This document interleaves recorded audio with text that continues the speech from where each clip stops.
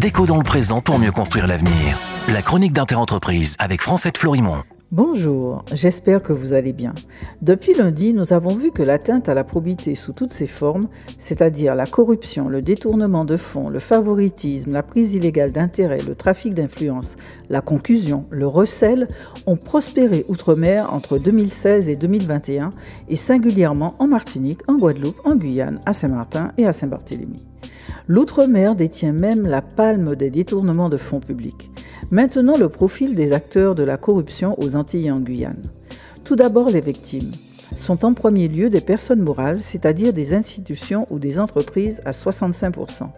Elles subissent des recels à 88%, des détournements de fonds publics à 80%, du favoritisme à 78% et des prises illégales d'intérêts à 71%.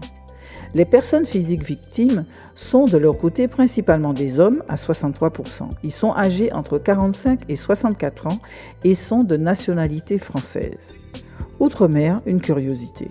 Alors que les 45-54 ans représentent 14% de la population, ils sont victimes à 44% des infractions. De même, dans ces territoires, les corrupteurs sont à 64% des hommes âgés de 45 à 54 ans. En résumé, outre-mer, les corrupteurs sont en premier lieu des hommes qui détournent des fonds publics et qui sont âgés entre 45 et 54 ans, mais les choses commencent à se gâter à partir de 35 ans. Il y a quelque chose à comprendre à la lecture de ces statistiques.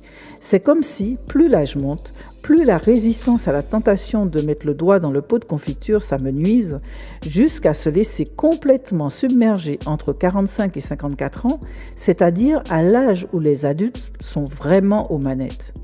Bonne nouvelle, pour infléchir cette tendance, l'État vient de sortir un guide capable de fournir des armes aux agents publics et aux élus pour résister. On les voit demain. Prenez soin de vous. Déco dans le présent pour mieux construire l'avenir. La chronique d'Interentreprise avec Francette Florimond.